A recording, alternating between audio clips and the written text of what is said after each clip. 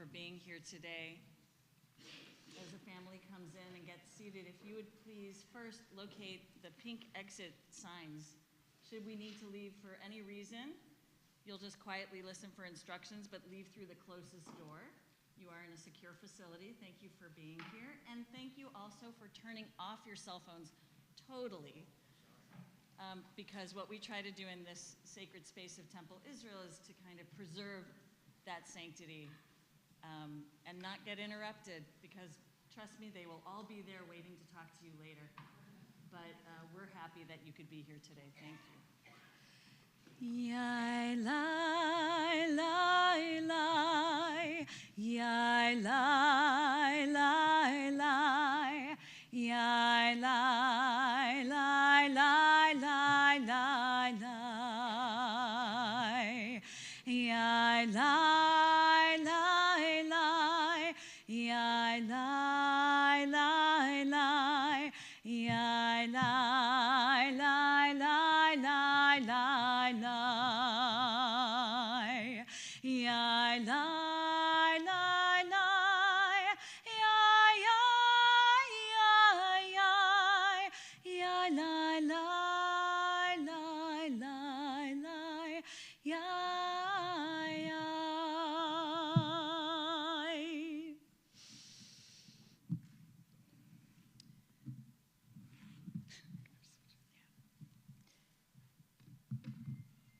There are so many words that you want to say on a day like today.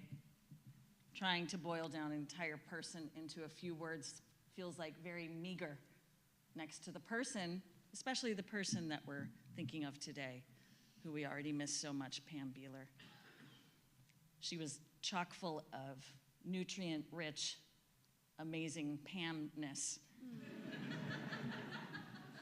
And that's a lot to miss. So what we lean on, Rabbi Sharon Mars, Cantor Bat Ami Moses, is words of our tradition.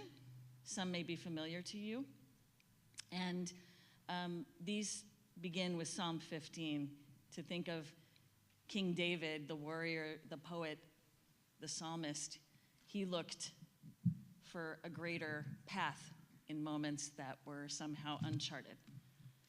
He asked, who is it who deserves to enter God's sanctuary? Can we merit a place in the presence of God? And he answered, she who lives with integrity and does what's right, who speaks the truth without deceit, who has no slander upon her tongue, who does no evil unto others.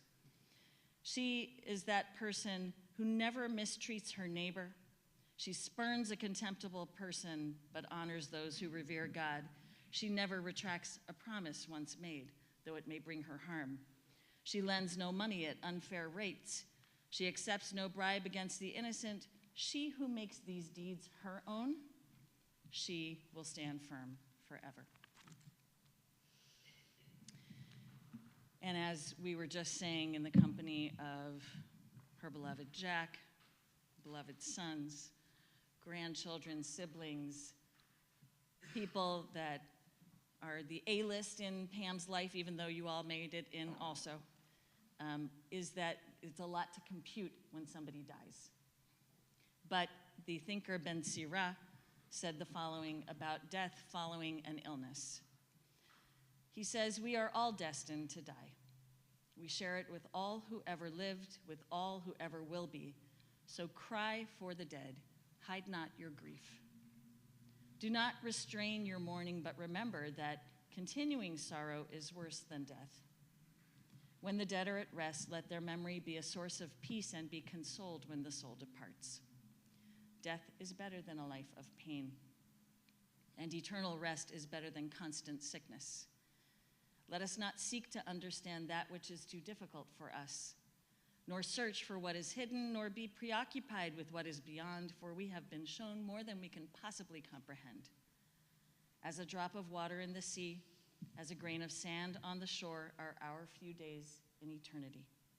The good things in life last for a short time, but a shem tov, a good reputation, a good name that lasts forever. The cantor now sings the words of Psalm 23, and then we'll say the words as you may know them with her after. Mizmor LeDavid, Adonai Rawi lo echsar bino deshe yarbitzeni al mei menuchot yanaleini nafshi yeshovev yancheini v'magalei tzedek leman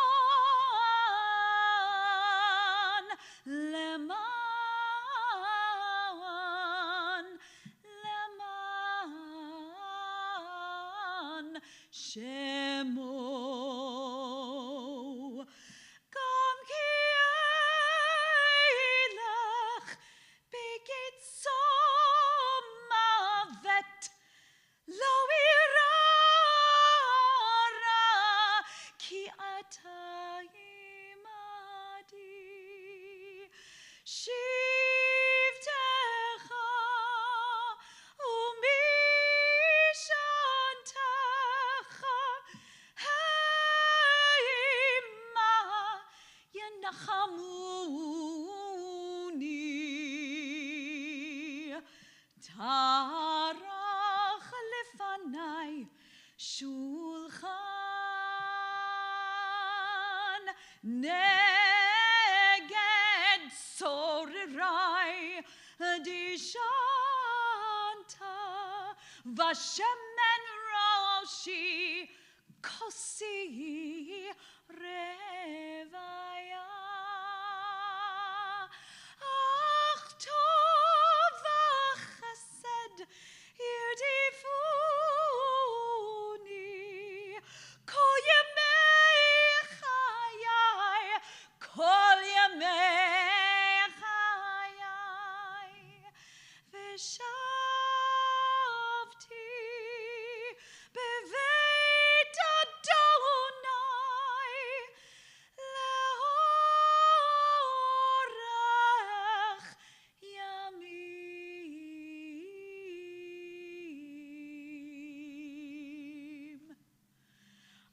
Adonai rawi lo echsar.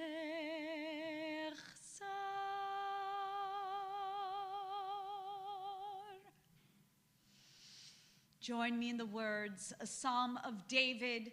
The Lord is my shepherd, I shall not want.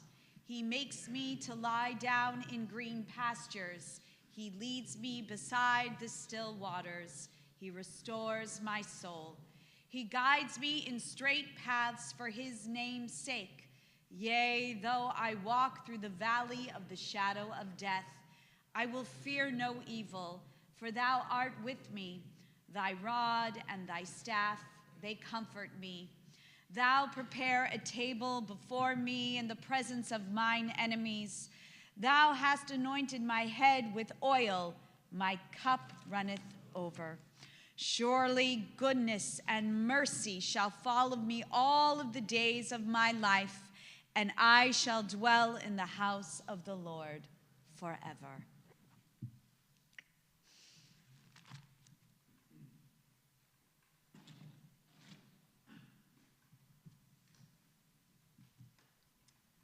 So we gather today to give a loving send-off to a most beloved person, someone who genuinely loved life and sought every day to squeeze every last drop out of it.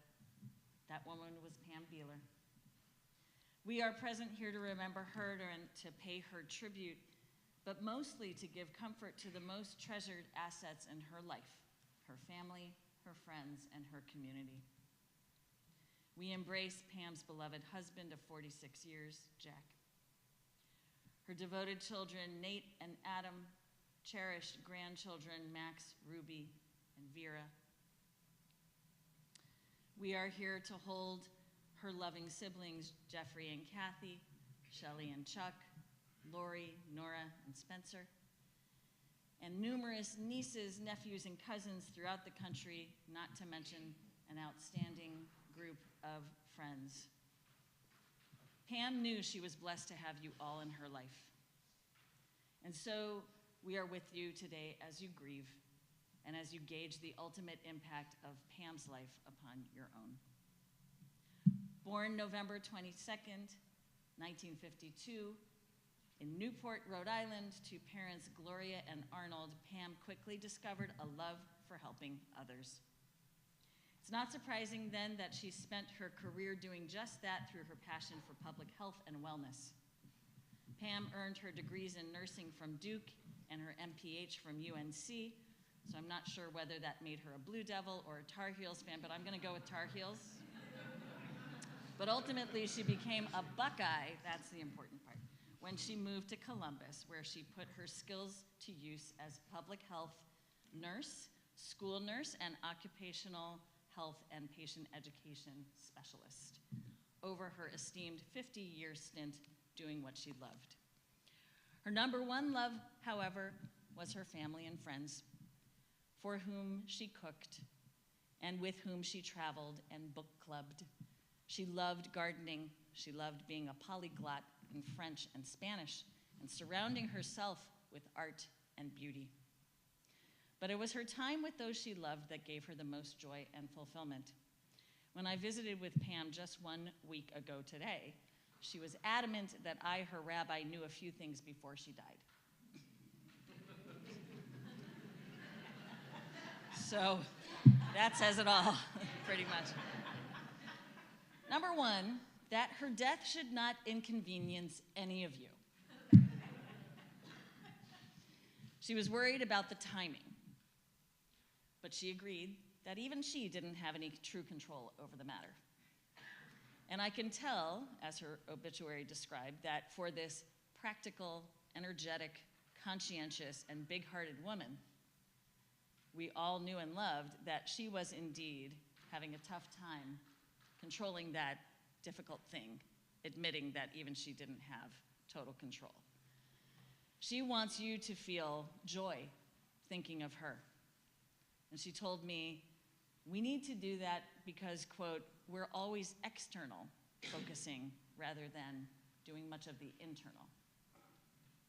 So hopefully you feel a lot of joy in addition to the sadness of thinking about Pam today. Number two, Pam noted that she still had a bunch of items left to accomplish on her very long to-do list, which should not make any of us sad as much as determined to look at our own to-do lists and get to them already. Number three, Pam wanted me to know that she had prepared for me and Jack and her family a 5-page document detailing some critical items of note about her so that we could all better tell her story and remember certain things about her when she was gone. You'll be relieved to know that I'm not going to be reading that full index because that 5-pager, incidentally, was elongated to 7 pages between last week and this, proving again how very much Pam was through it all despite her illness and waning strength, a doer.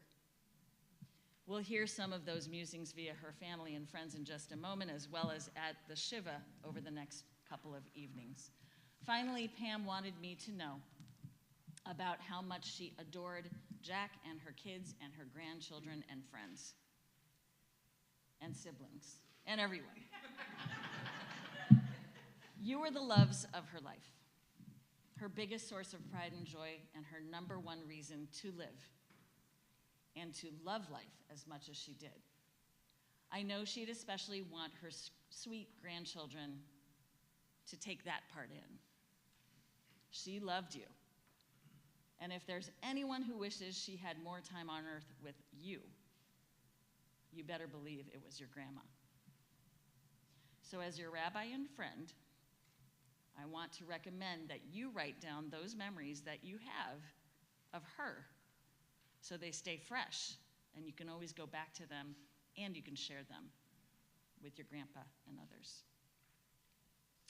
When the poet, psalmist, and warrior who I mentioned before, King David, experienced the loss of his father-in-law Saul, Shaul, and his closest friend Jonathan, he mourned them in the second book of Samuel, saying this: Saul and Jonathan, the lovely and the pleasant, in their lives, even in their death, they were not divided. They were swifter than eagles. They were stronger than lions. Death cannot separate us from the one whom we love. Dylan Thomas wrote, "Though lovers be lost, love shall not, and death shall have no dominion." As tempting as it may be for us to live in a world of might-have-beens for Pam, we recognize when we view the world through the clearest possible goggles that though Pam now exists in another dimension, her love, even in her death, remains. We will never truly be separated from her because she spent her life planting seeds of love, and which will continue to blossom in our earthly lives. The seeds Pam sowed for this family, this community, this beautiful circle of family and admirers friends and admirers, will help us heal because Pam sowed those seeds right into our hearts. And they will help you all heal and laugh again. Tehei nishmata tzrura b'tzrura chayim. May the soul of Pam Beeler be bound up in the bond of eternal life. And let us say, amen. We have some very special people who are going to speak about Pam this morning. And I do want to say that later at Shiva tonight and tomorrow, again, you'll have an opportunity to share some of your own musings about her. But I'm going to call in this particular order, first Jack, followed by Nate and Vera and Ruby, followed by Adam, then Brian and or David, good friends. You know who you are. I don't know you, so I'm hoping that you'll take the reins of that one. And then her sister, Lori. Jack.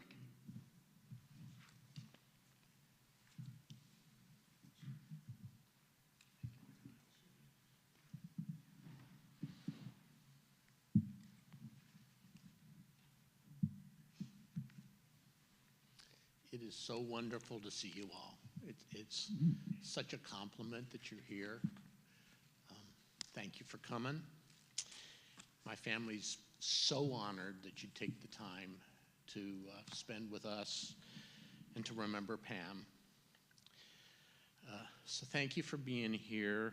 As you can tell, Pam had a wide variety of friends, and it wasn't a closed circle, it was a very open circle, and so many of you do not know one another.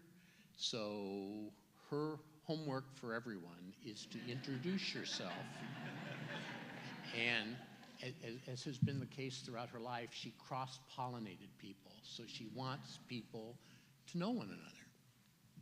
Now, I may ramble for a while, and I apologize in advance. 50 years ago, I met my best friend at a party at Central Campus Apartments on the campus of Duke University. She was there because she was really interested in the med student that was putting on the party. I was there because I was a dumb 22-year-old. Our relationship was seeded and it flourished, and our friendship grew. Pam got her master's degree at Carolina, and that's why we had some extra time together, because I graduated in '76. She followed me to Columbus. And she gave me fair warning that if I wasn't interested in doing something about it, that she was going to go to greener pastures. And apparently there was a new field called nurse practitioning that she thought she might get a PhD in. But I gotta admit, I was a little scared of that threat. And so I proposed, and amazingly she accepted. And so we got married, and some of you know the stories. 2 priests and a rabbi. One of them who was gay. I won't tell you which one. And it was, and many of you in this room were at the wedding. It was at the Park of Roses, September 9th, 1978. It was, oh God, it was hot. It was so hot. And some marching band in the distance was practicing the Ohio State fight song throughout. It was the first time that the Jackerson family and the Ross family had met our tiny little Beeler family, and it was a really ecumenical experience. The reception was back in our backyard.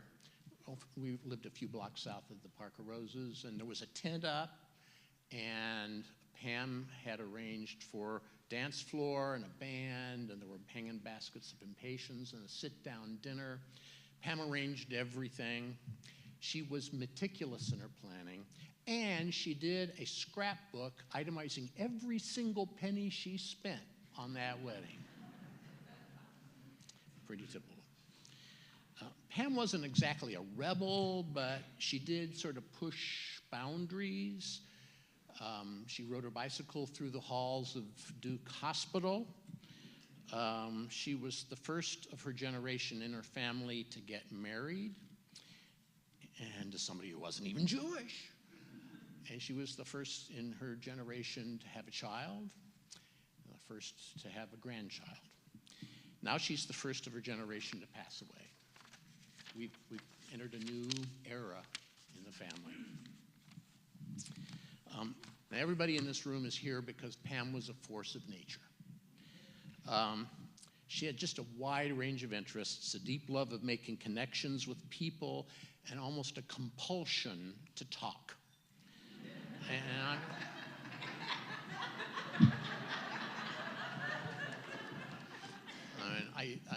you know, that's one of the reasons I wear hearing aids now.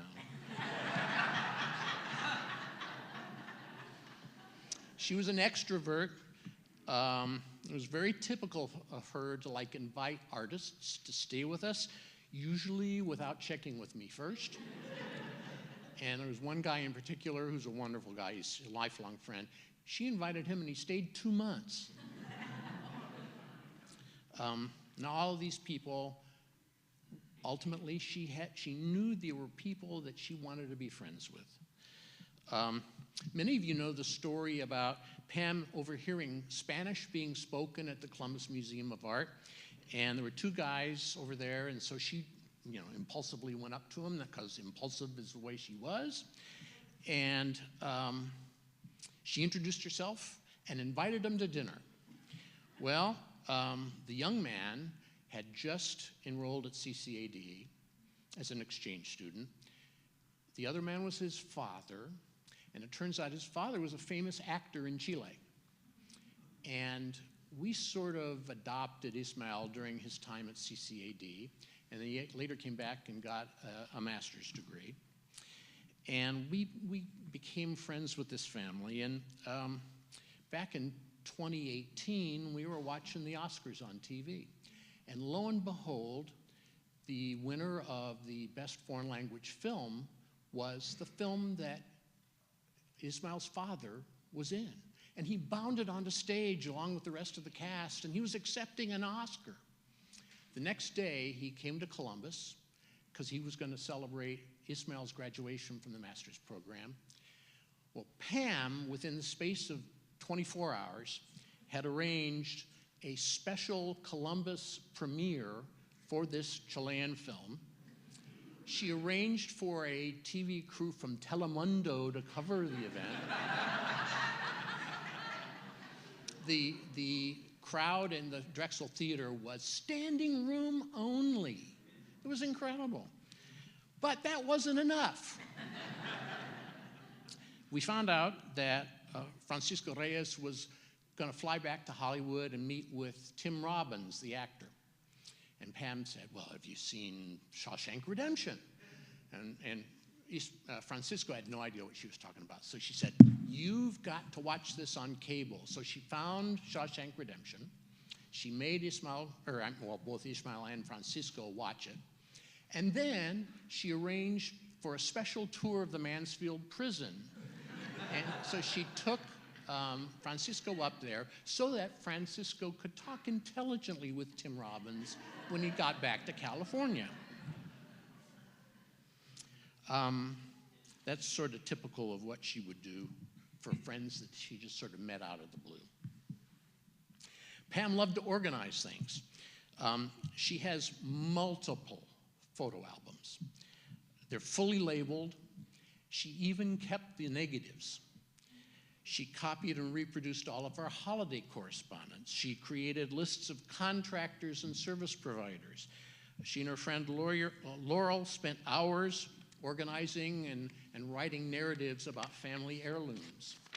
Pam and her sister Shelley spent hours going through Jackerson family photos and figuring out who some of those old people were. Pam had several gigantic yard sales to try to clear the house out from all the stuff that she had accumulated through the years. I wouldn't say that she was a pack rat. She wasn't a hoarder. But, you know, she was a child of parents raised during the Depression. So the way she put it is she was a repurposer. She also had a lot of collections, a lot of things put together. Compasses, binoculars, wooden boxes, but most importantly, friends. Of course, she organized holiday events and receptions, bar mitzvahs and weddings. Nate's bar mitzvah was in this exact space back when it was Beth Shalom sharing the space with Eastminster Presbyterian Church. Max's bar mitzvah was in this exact space 3 years ago. On a bigger scale, back in the 70s, she produced a great big MASH-themed event at the State House lawn. It was a mass screening for blood pressure. And so she cajoled Channel 10, and they arranged for this great big coverage, and they brought in the actor who played Father Mulcahy on the TV series, and he was the guest of honor. Pam arranged all that stuff. She also got CODA to provide free bus passes for the event. Back when Players Theater existed, you may remember, she founded a volunteer group to sponsor all the youth theater actors. And unfortunately, when we had our house fire, the possessions of one of those actors were in our garage that burned to the ground, and he lost all of his family possessions. But that's another story. Through the years, we hosted foreign students from lots of places: Peru, Brazil, China. Most notably, we hosted a young Japanese girl who became part of our family. During the years she was at OSU and Kenyon College, she was with us, and we love her to this day. And as my Japanese practice grew, Pam always invited our Japanese lawyers and their families, and our clients and their families to our home for dinners and special events. Pam started learning Spanish at age 55. Taking courses at Columbus State and OSU was not enough for her. She had to do month-long immersion programs in Mexico and in Colombia. Her Spanish had a bit of a French accent, and she got words mixed up a lot, but man, she was determined. Now, as everybody in here knows, she was a person of strong opinions who planned things far in advance. Her Christmas and Hanukkah shopping was finished months ago. The presents are already wrapped. We have a closet full of all types of gifts available at a moment's notice for any occasion. If you need any, like coffee cups or neckties or anything like that, see me. She got our master bedroom repainted just a few weeks ago. Some things took a bit longer to complete. For example, she started a quilt in 1979 when Nate was about to be born. It was only finished a couple of weeks ago. Imagine being bugged by that for 45 years. She'd long wanted a big landscaping stone in our front yard to be moved and illuminated. And lo and behold, Saturday morning, the last day of her life, the crew, which unexpectedly to me, appeared and reorganized the stone and put it away. And she died only a few hours later. That was probably the last thing on her list. Pam had dozens of to-do lists. This is one of many of them. Some things are crossed off, some aren't. Nate and Adam and I all have our own lists, and we got a long way to go on ours. Pam loved to travel. We visited at least 38 countries together.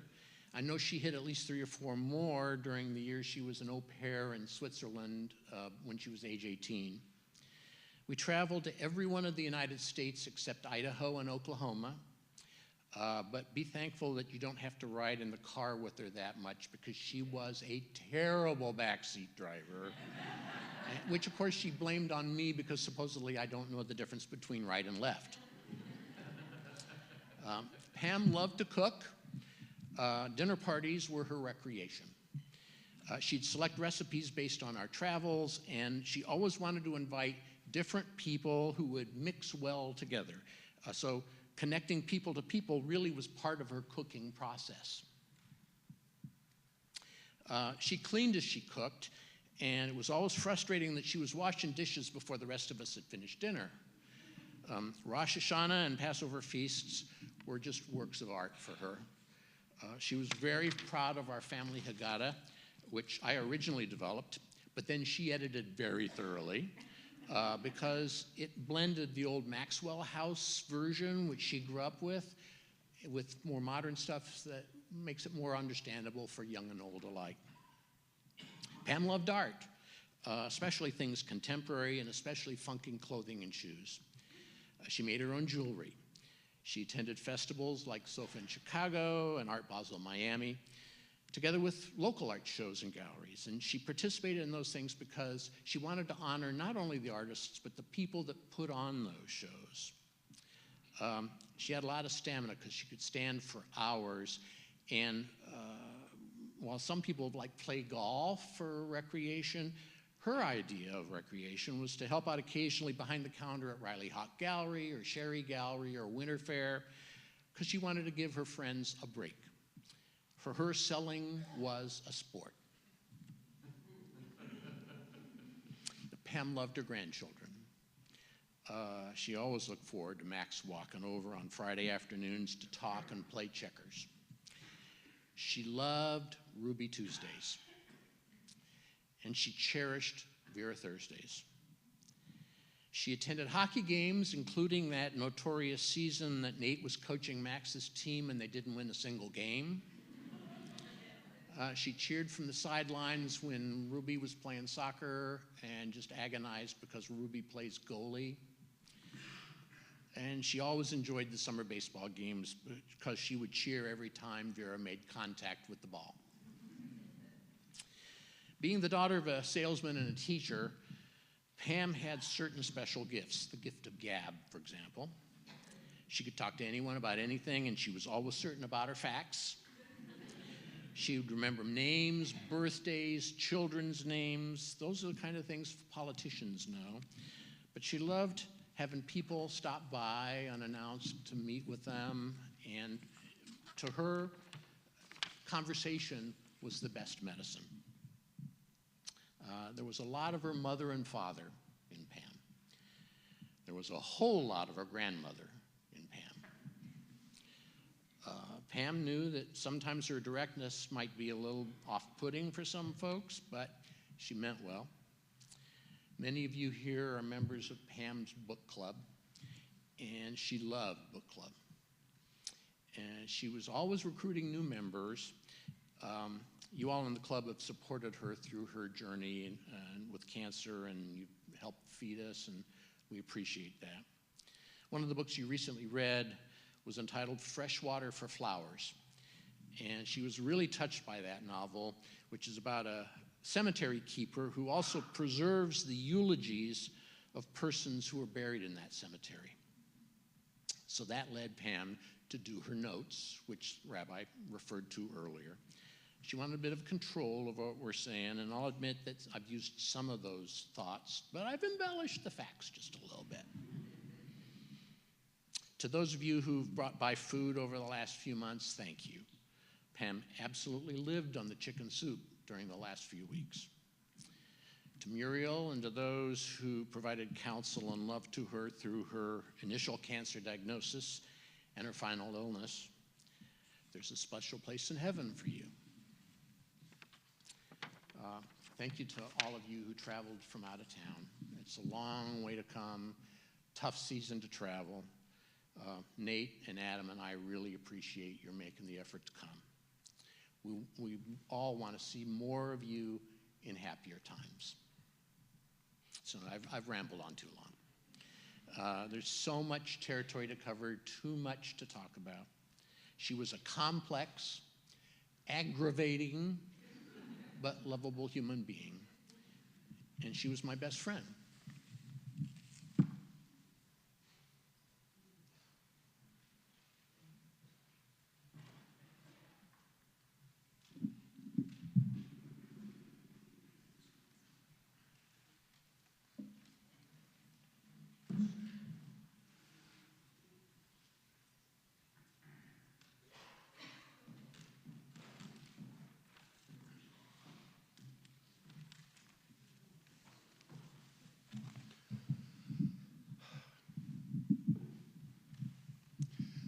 I guess I'm going to go first here, but Ruby and Vera have words to say here. I want to thank all of you for being here today. Despite the circumstances, it really is wonderful for all of you to honor Mom and be here. We just love seeing all of your faces here, and it warms our heart during this moment. When I originally set out to write these remarks, I had it in my head that my mission was to explain why Mom was special. As I began typing out these words and recollecting, replaying scene after scene of her in my memory, I realized that no one here really has to be told why she was special, because Mom always tried to make other people feel special. Most of you here probably have a memory of her going beyond the call of duty to make you feel that way. She loved to celebrate people, most especially her family and friends. So, taking a page from her, I'm going to celebrate everything she was. Mom was a true character.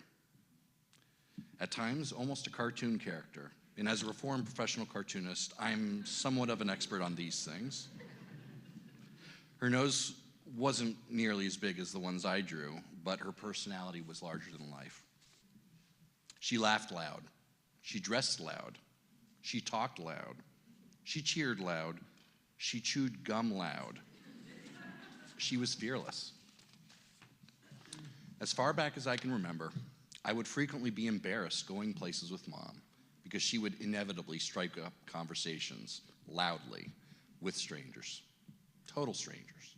It didn't matter where it was. I know now that my childhood embarrassment was born from my own fear and self-consciousness. She made it look easy. She certainly had her own inner critic, but she marched forward in situation after situation throughout her life with the strength of her determination. I remember her telling me as a child that if you put your mind to it, you can accomplish anything. And when she got something in her head, watch out. She was tough and utterly determined. Her nearly 2-year battle with a rare sarcoma is proof of that. She faced a death sentence and fought like hell until the bitter end. She hiked volcanoes after a cycle of chemo. She acted as a glorified Uber driver for her grandchildren, ferrying them to and fro extracurriculars when I could not, until she could no longer drive. Even as her body mutinied on her, that time-tested, almost superhuman willpower allowed her to soldier on. Man, she was strong. She fought for the people she loved. Whatever was necessary, she would do it. Her passion and loyalty were fierce, and we're better for it. In my own darkest moments, she always came and fought for me. One of her mottos was, try and find a way to say yes. She never refused a request for help. In fact, she would preemptively help people. Half the stuff in this eulogy is from notes she gave me weeks ago.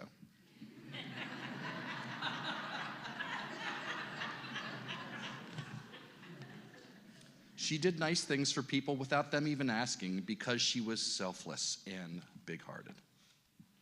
Before 2 big yard sales in the spring, several closets, much of the attic, and a section of the basement were filled with a variety of items she had saved or rescued from other homes. Glassware, clothes, pots and pans, rice cookers, furry leather chaps. She would scowl when I joked about her saving all of that stuff because she did it in hopes of being able to give them to other people whenever the need arose. And it always did. As it turns out, I eventually needed the furry leather chaps after all. Because what else are you supposed to wear when you're sitting Shiva? I do have to note that she handcrafted the chaps for me for Halloween one year, like she did with almost every Halloween costume Adam and I wore growing up. She was always extremely resourceful and artistic. She filled her life with color, literally and figuratively. Her love of art percolated down to her sons and grandchildren, and she herself was also compelled to create it. Her metalsmithing prowess produced beautiful napkin rings unique to each family member, along with many interesting pieces of jewelry for herself and others to wear. The kitchen and garden were other canvases for her creativity. Throughout her home, you're greeted with vivid, colorful art. She read voraciously, enjoyed watching movies, and loved to hear someone paint a picture with a good story. When I look around at everyone gathered here today, I see Mom's story. All of us are the brushstrokes of color on the canvas of her life. One can only hope to paint such a vibrant work of art. She cherished the relationships she had, and even in grief, I'm happy you all could be here today to memorialize her. To me, she was Mom. To my kids, she was their loving grandma. You all are proof she was much more than that. Mom was special, an amazing human being, and completely one of a kind. I'll miss her, and all of us here thank all of you for coming today to celebrate her. Would you like to say something?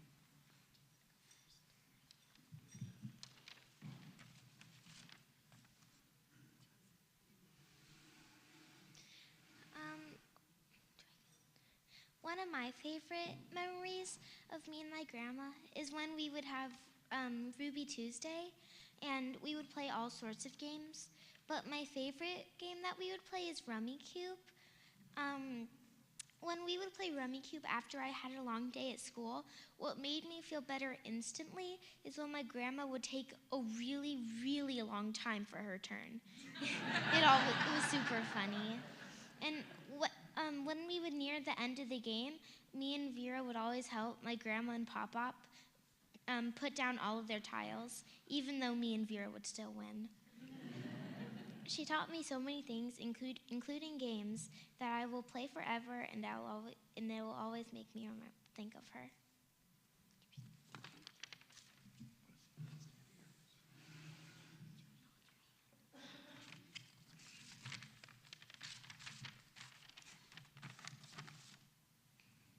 Hi, I'm Thera, and one of my favorite memories of my grandma is when she played Jenga, and it got so high that Grandma said to back up far, far away from the table so no one accidentally shook the table and made it fall.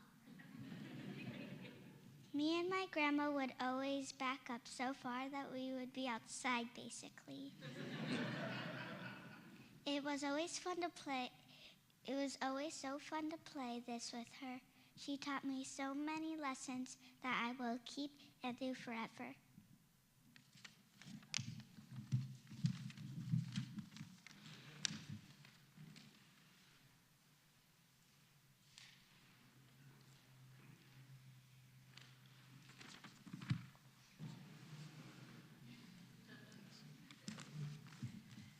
Thank you all for coming today. It really means the world to my family. I'm going to start out with a couple short stories about Mom. As many of you know, Mom prioritized enrichment opportunities for her children and grandchildren. When I was young, she enrolled me in the Cub Scouts, and then later into Scouting. I was never, ever allowed to skip a meeting. She pushed me. She helped me meet rank requirements and earning merit badges. I think she kind of saw it as like cheap professional training, which is a very Pam thing. With her support, I earned the rank of Eagle Scout when I was about 15 and a half. And then by 16, I was more than ready to start becoming my own person. And going to Scout meetings wasn't necessarily the number one priority in my life, but she made me keep going. She made me attend every single camp out, every jamboree, and made me continue to earn merit badges. By the time I had turned 18 and had legitimately aged out of Scouting, Mom had hounded me to complete over 60 merit badges. You know, only 21 are required to become Eagle Scout.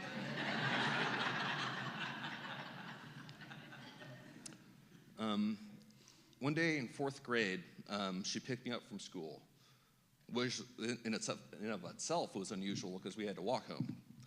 And she drove me straight away down to the Wexner Center. I had no idea what was going on, and we walked into the Wexner Center into some function with a very large crowd. And the guest of honor was apparently none other than the famous pop artist Roy Lichtenstein. And you know, every 4th grader's hero.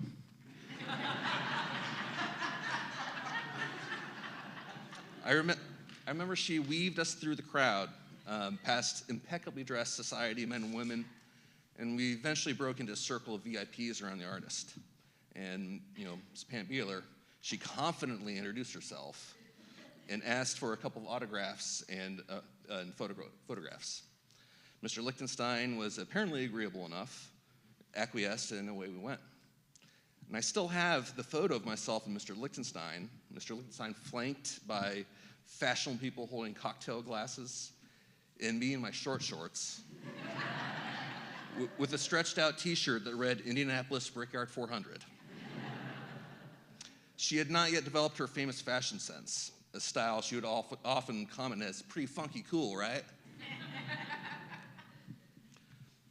These anecdotes highlight a few things that Mom taught me and aspects of her personality that I've learned or have tried to follow.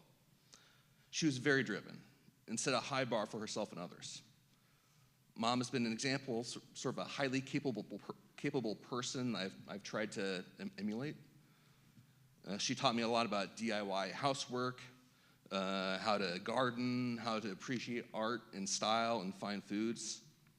And she taught me that I can cherish a thing more, be it a dish or craft or some sort of achievement, if it is the result of my own hard work, ingenuity, and passion. Mom taught me independence and self-sufficiency. Now, sometimes she would drive me nuts. She'd get overextended, double-booked, and stressed out, and communication would flag, and maybe sometimes I didn't feel like she was being so kind or generous or sympathetic. However, I've grown to understand my mother as a normal person, just trying to make the best out of life with what she was given. And with that, she made a wonderful home for myself and our family. She established and maintained traditions, and she continued to develop her professional life alongside her family life.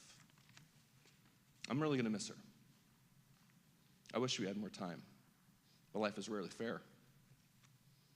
As I begin to see more years behind me than are ahead, I can better understand her motivations. I only regret not telling her how much I really, truly appreciated her, because really that's what she wanted most of all, recognition for effort and good intentions. So, I love you, Mom. I'm glad she's finally at peace. Thank you.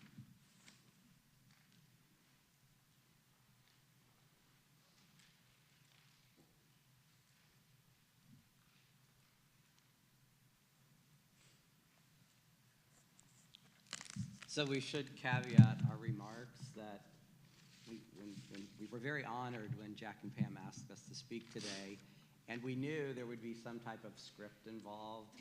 So we had some ideas that we shared with her last week, I think on Tuesday evening, and she was very clear. Yes, say that. No, don't say that. But in the end, this didn't get her final edit, and I think that's okay. Pam Beeler, what can we say about our dear friend? I'm Brian Kemp. And I'm David Hography. And we met Pam when we were moving to Bexley and moving into Drexel Avenue, one house away from Jack and Pam's. How did we meet? It was a sunny morning of June of 2016, and Brian and I were caked in mud, planting beds and gardens in the front of our home when this SUV came barreling up the street. Screeched its brakes. Hit the curb. And an energetic woman bounds out of the car. And she came up running to us, greeting us, saying, Hey, you guys. Welcome to the neighborhood. What are you doing? You do know we are the only families on this street that do our own yard work. This is good to see. She actually had us at, hey, you guys. There was an instant attachment and an admiration of Pam's directness, Her style, her fearlessness, her passion, and her energy that continued to be the hallmarks of our friendship over the last 8.5 years. We so admired Pam for all her many interests, passions, and loves in her life. And we wanted to talk about a few of these as we cherish the remarkable and inspiring woman that she was. Her love of nature and gardening, Her love of art and design, of philanthropy, of forging connections, and her love of her friends. and her family. Sorry, there's a lot of you here. First, her love of nature and gardening. How many times did we take garden walks in each other's yards? Making recommendations on bed shapes, edging, plant selections, pruning. Tree locations. We'll talk more about that later. Fertilizers, pollinator attractors. And she knew the botanical Latin names for everything. Or at least she made them sound really convincingly good. She got us to enter the great annual Bexley tree giveaway each year. And she would usually win, and we would usually not win. So in a conciliatory gesture, she would invite us over to help her locate her 2 trees. Not that we were keeping score, but it was usually Pam would work the system and get 2 trees, and David and Brian would get 0. So one year she asked if we would come over and help her figure out where to put her trees. And I just was blunt right back to her, and I said, I don't think that's such a good idea. Why, she asked. Well, I said, because I know how this is going to play out. I'll make a recommendation, I'll position things, you won't like it, and then you'll want to debate it for an hour. And frankly, I don't have it in me to have an argument about your trees. And Pam said, I don't do that. And I said, yes, you do. No, I don't. And then we just started laughing, and I walked over to her home, placed her trees, and she nodded and said, we're good. With that knowing twinkle in her eyes. And a beautiful smile. And we traded starts and cutting of plants every year. And we both loved free stuff. That was a really big deal, right? So we'd praise each other about how much money we'd saved by not having to go to Oakland Nursery and Des Moines and pay full price for plants, because quite honestly, we could just share them. And this spring, when the amazing Burgundy Pulmonaria, the variegated iris, and the bleeding hearts come up and bloom, we will remember and honor her for the beauty that she cultivated and so willingly shared. Second, we wanted to talk about her love of art and design. How inspiring is her and Jack's art collection? The art and the design of their home. the unique fashions and outfits and accessories that she curated, the new kitchen she just designed and oversaw the construction of, their support and encouragement of artists of all ages and in all mediums in Columbus and across the country, and their commission of artists, especially the amazing paintings that they had done of Jack and Adam and Nate and Max and Ruby and Vera. their travels to Art Basel and all the great architecture and art and museums all over the world they got to experience, and her own talent as a landscape designer and creator, a jewelry designer and creator, a passionate teacher of wonderful projects for her sons and grandchildren, her relationships and collaboration with artists, friends, and family members. all so very passionate and supportive and collaborative. Third, her love of philanthropy. It seems very fitting to us that Brian realized last night that we're celebrating her life on Giving Tuesday. And we have been personally so inspired by Pam and Jack's philanthropic missions. Their generosity and support for vital organizations Quietly and very discreetly, have impacted the lives of so many. from Franklin Park Conservatory To the Beeler Gallery at the Columbus College of Art and Design, to the Columbus Museum of Art, to Nationwide Children's Hospital, to the Columbus Area Performing Arts, Kappa, to the Columbus Foundation, don't go off script. Yeah, sorry. And the vision that they have to support and encourage us. It really inspires us all. We are reminded of the Margaret Mead quote, "Never doubt that a small group of thoughtful, committed citizens can change the world. Indeed, it is the only thing that ever has." And indeed, Pam ensured that the Beelers are that group. Fourth, her love of connections. How many times did you play the connections game with Pam? You'd bring up a topic or a person or a business or a book or a movie, and she had a connection to it. She was truly a master networker, and to see her in action was something to behold.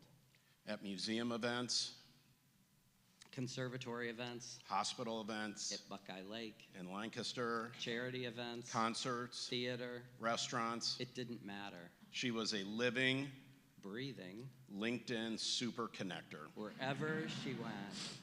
which had to be exhausting.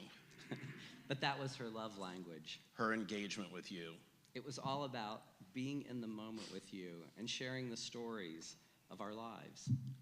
her interest, her curiosity, her directness, Her blunt honesty, her opinions, her sense of humor, her listening, her lifelong learner approach to any topic, all done in great joy and in great love. And we would add her courage too, because in recent weeks, while she was at the James undergoing treatment, she couldn't stop thinking about me and my mom and her cancer journey, and was doing research about local services and resources that were available in the Dayton area for me to help my mom as she kind of transitioned into hospice care. She was just that person. She was always thinking about the other person and what could she do to impact and make life better. And she had a wonderful friendship with my mom, and I'm forever grateful for that relationship too. Fifth. no, or you missed a spot. Oh, I did. I'm Don't sorry. forget, Oh, this is the the infamous dictionary dinner parties were legendary. You know who you are.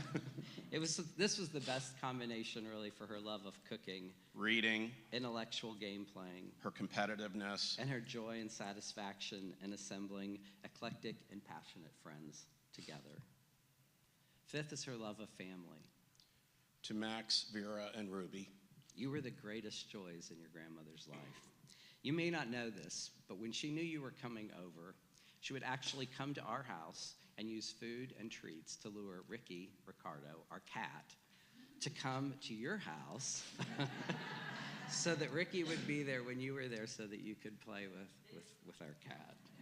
I think that's like the best example of like love, you know, setting up a pet for grandkids to play with.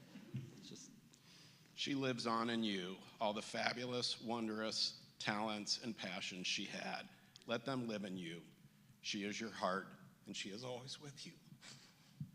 And to Adam and Nate, You were the great joys of her life. She could sit for hours telling Brian and me of your adventures and interests and accomplishments, of your growing up and all of your engagements through life. And she was so proud of the men you've become, and she loved you both so fiercely. And Jack, thank you for including us in so many adventures. Right at the start, the four of us had a pretty rock-solid friendship. And Brian and I feel so privileged to have been so welcomed into your home and into your lives. We've been so blessed seeing the easy, honest flow. This yin and yang, this wondrous partnership of your marriage. Thank you for modeling unconditional love toward each other and really toward us. Your love and admiration for your bride was truly a sacred thing. And to Pam, we would often joke with Pam about issues in life and struggles and things that would come up, and we would remind her that everything in life, there's a commensurate kind of lyric from a Broadway show that could come to mind. So today, Pam, we have another one. Kind of timely, it's from Wicked. Like a comet pulled from orbit as it passes a sun. Like a stream that meets a boulder halfway through the wood. Who can say if we've been changed better? We do believe we have been changed for the better because we knew you. We have been changed for good. For good.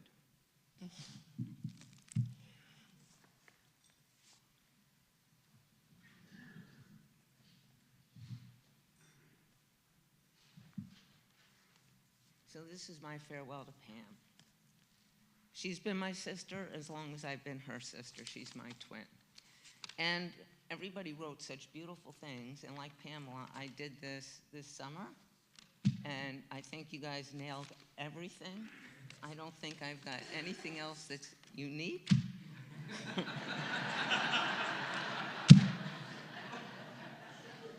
But I can say that the essence of our twinship is a language of love and belonging. She's present in my life still. Thank you for coming.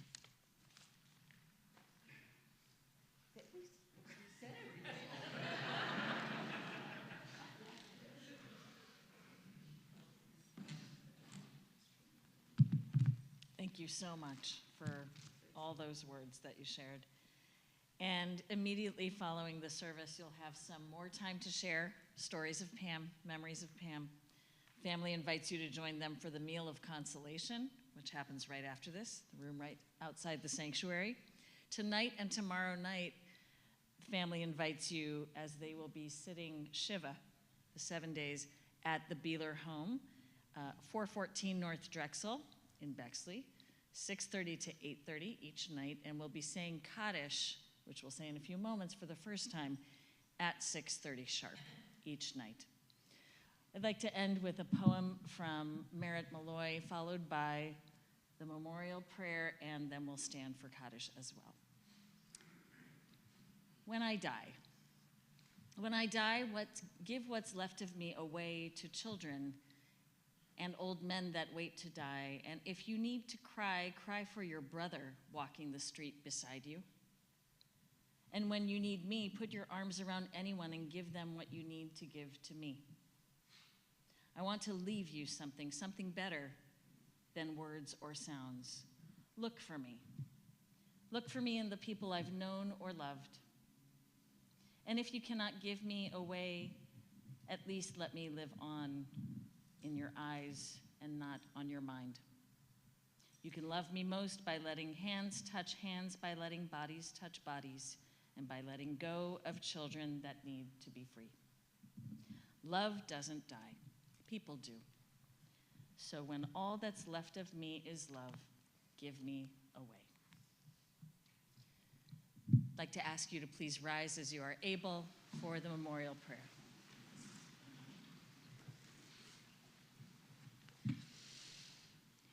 El male rachamim,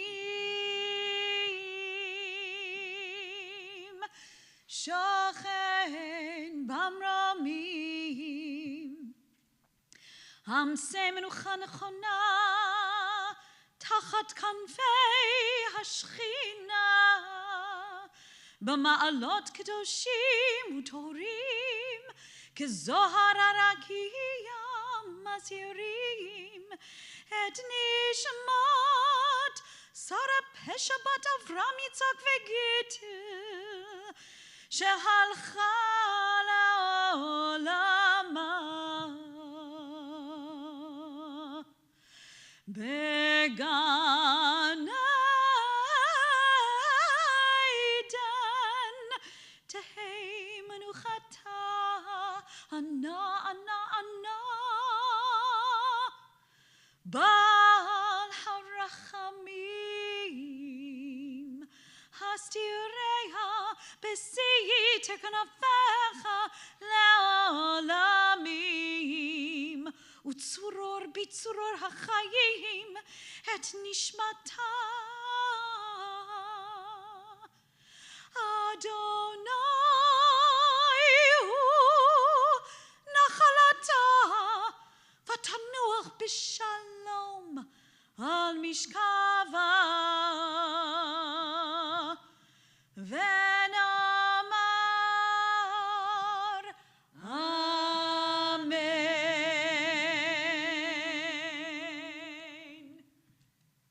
El Malay Rachamim, exalted, compassionate God, grant infinite rest in your sheltering presence to the soul of Pamela Beeler, who has gone to her eternal home. Merciful One, we ask that our loved one find perfect peace in your eternal embrace. May her soul be bound up in the bond of life. May she rest in peace, and let us all say, Amen. Finally, the words of Kaddish Yatom. When we are asked to stand for Kaddish at the end of a prayer service, anytime during the year, marking anniversaries, we are strengthened to know that it doesn't mention a single word of death. It only affirms that this life existed. So that should give us the strength to stand. As we say together, Yitgadal v'yitkadash shemei Rabbah. Amen. Be'olma divrach hirute v'yamlich malchute b'chayechon uvyomechon uv'chaye dechol Beit Yisrael ba'agala uvizman kari v'imru Amen. Yehe shmei Rabbah mevorach leolam ulamei olmaya. Yitbarach v'yishtabach v'yitpa'ar v'yitromam v'yitnaseh. V'yitadar v'yit'aleh v'yithalal shmei d'kudsha brichu. Le'ela min kol birchata v'shirata. Tush bechata v'nechemata. Da'amiran be'olma v'imru Amen. Yehe shlama rabba min shemaya. V'chaim aleinu v'al kol Yisrael v'imru Amen. Oseh shalom bimromav. Hu ya'aseh shalom aleinu v'al kol Yisrael. V'imru, Amen. May the source of peace bring peace to all who mourn, comfort to all who grieve. Zichorna livracha, let her memory continue to sustain and inspire us as we continue to walk these days of grief without her.